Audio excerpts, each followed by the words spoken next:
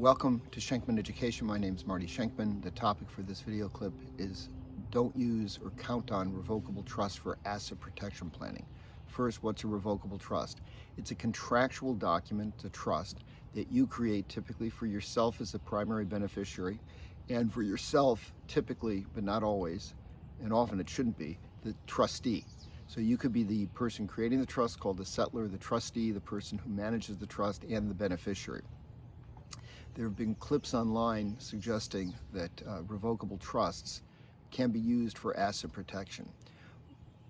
That's really not an optimal plan. What's asset protection? Asset protection is if you get sued, that the assets that you have are protected and the claimant or creditor cannot get to them.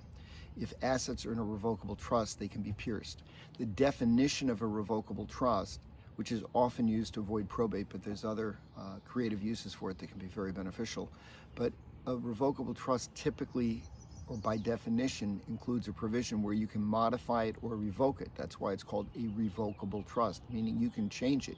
You can change the terms of the agreement. You can take all the assets out of the agreement. The issue with protecting your assets by trying to use a revocable trust, if you have the unfettered right to take all assets out of the trust, how can your creditors not have the right to tell a court, tell you to take the assets out so they can satisfy their claim? So a revocable trust should not be counted on for asset protection. It may be that if you have other beneficiaries and an independent trustee, the trust appears to be more robust and may appear to provide asset protection. But if you, again, have the unfettered right to revoke or change the trust, how can your creditors be prevented from getting at it? They really can't.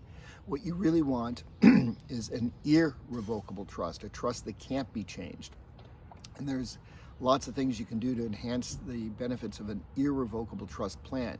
You can also enhance the plan by having layers of protection. You could have entities, such as a limited liability company, own assets and have part of that LLC owned by an irrevocable trust.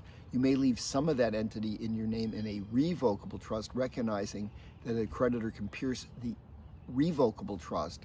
But if, let's say, the revocable trust only owns 40% of the LLC that owns underlying marketable securities, real estate, or business assets, they may be protected by virtue of the entity, not by virtue of the revocable trust. So just be very careful with the information you get online. There's a lot of information of questionable quality, and you need to be an informed and careful consumer of that information.